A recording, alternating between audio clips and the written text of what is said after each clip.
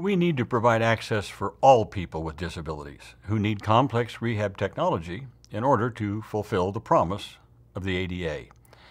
So I'd like to encourage members of Congress to pass legislation and support policies that help America achieve that goal.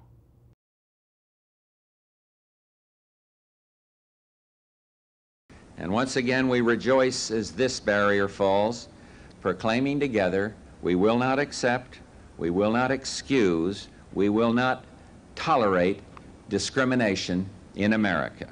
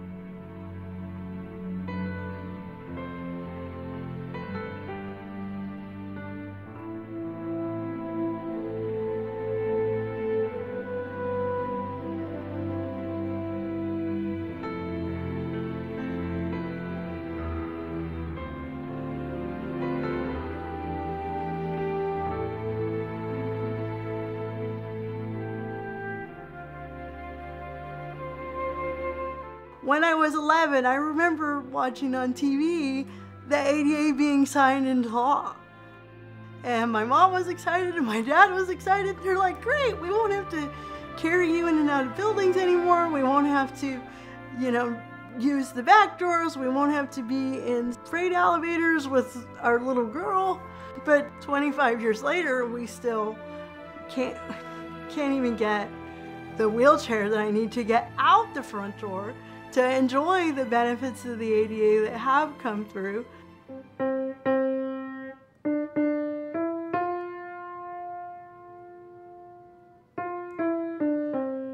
There are many barriers to getting a complex wheelchair. The process takes years.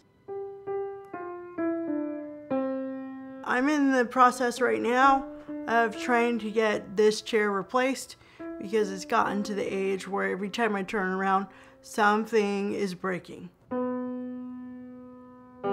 And so I'm 2 years into the process of trying to get a new chair.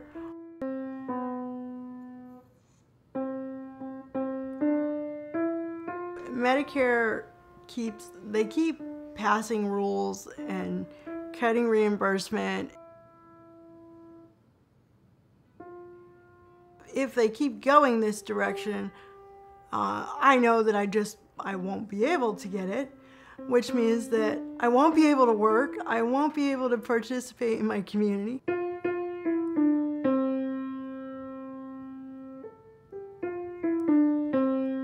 I won't be able to do anything that the ADA was passed so that I could do.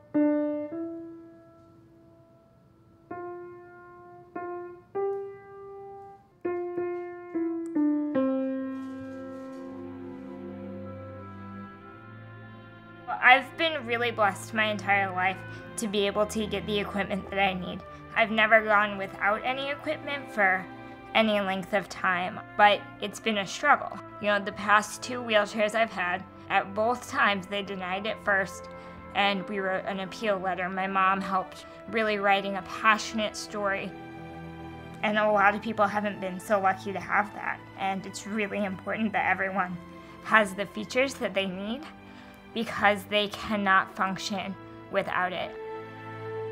It's really important to have a custom fit wheelchair so that you don't get pressure sores, that you can function in society, so you can really live life to its maximum.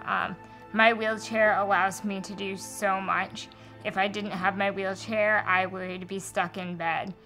I wouldn't be able to go to school and take notes in class, and I wouldn't have graduated with my bachelor's in rehab services. I would be living at home, not being a productive member of society, not paying taxes.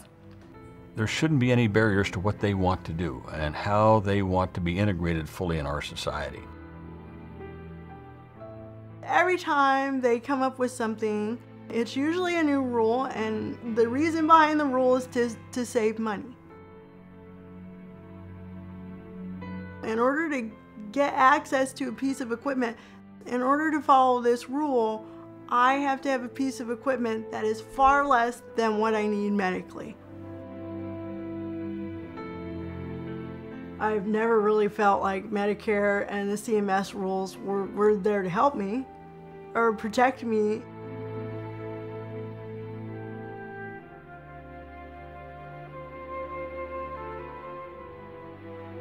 Medicare was a program that was supposed to help people. I can't afford to get sick. Medicaid doesn't want to pay for me going into the hospital. The insurance doesn't want to pay for me going in the hospital. It would be so much easier for them to just pay for the right wheelchair. It's really frustrating to me that the payers want to cut reimbursement. My spinal muscular atrophy isn't just going to disappear tomorrow. It's not going to disappear in 10 years. I'm always going to need a very complex power wheelchair. I'm never going to be strong enough to push a manual chair. My entire complex wheelchair is important to me. For example, my lateral supports, they help me sit up straight and breathe. The standing feature keeps me healthy. I get to weight bear, and it helps with digestion. The tilt feature allows me to shift my weight. I can't reposition myself during the day, so the tilting allows me to avoid pressure sores. If I don't sit right, I can't do anything. I can't even breathe.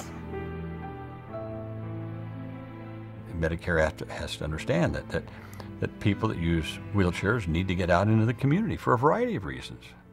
They refuse to take into account that other end cost of now I need braces, now I need surgery, now I need physical therapy that I wouldn't have needed if the equipment had been done right and paid for correctly in the first place.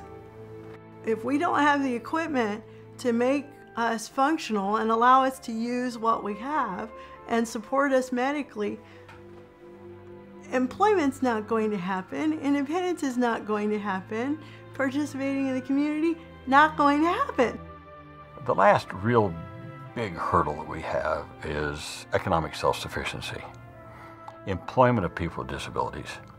I need Congress in this 25th year of the ADA to recognize that a wheelchair is not just a wheelchair, that one is not the same of the other.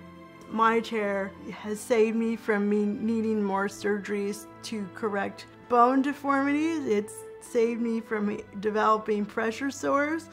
They need to make sure that CMS doesn't roll out rules that are short-sighted and serve to do nothing but cut access to valuable technology and supports and pieces of equipment. I need them to understand that my wheelchair is not the same, and I need them to put it in a category that says it's not the same. When I was 11, when the ADA passed, it meant that I could have the life I wanted, except they forgot to tell me I could only have that life if I get my equipment. And today's legislation brings us closer to that day when no Americans will ever again be deprived of their basic guarantee of life, liberty, and the pursuit of happiness. It's given people with disabilities the ability to be fully integrated in our economic and social and cultural life of America. The ADA has done so many great things. Curb cuts, restrooms in public areas, elevators, all awesome. But there's still so much that needs to be done as far as complex wheelchairs. And I'm afraid that if Medicare keeps cutting and cutting and cutting, that I'm not going to get what I need. Complex rehab technology makes my life not only better, but possible. Without it, I can't do my life. Can't do any of it. The ADA was designed to create access. So why is Medicare denying access every day?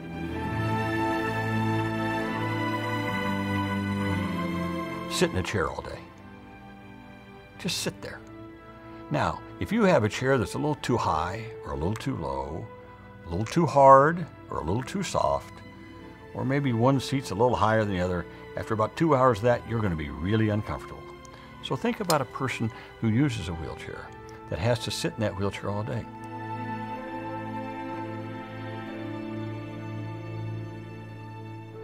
They just think, well, a wheelchair is just a wheelchair. Well, no, it's not. I think the major way that the ADA has helped people with disabilities over the past 25 years is to help them realize their dreams.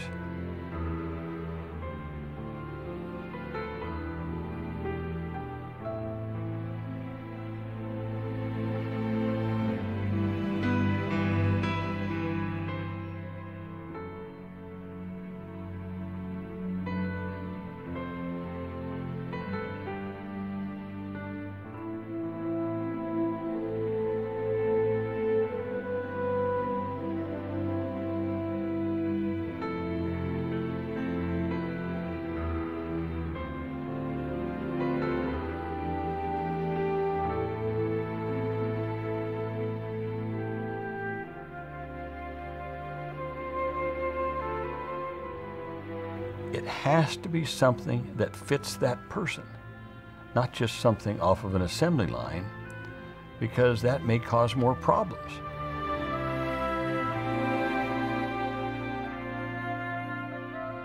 I now lift my pen to sign this Americans with Disability Act and say, let the shameful wall of exclusion finally come tumbling down. God bless you all.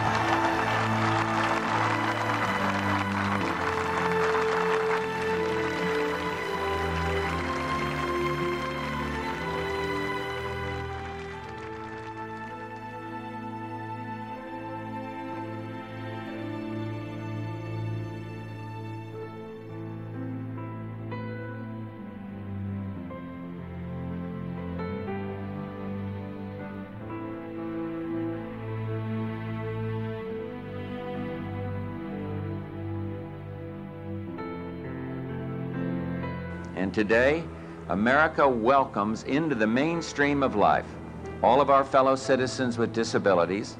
We embrace you for your abilities and for your disabilities, for our similarities, and indeed for our differences, for your past courage and your future dreams.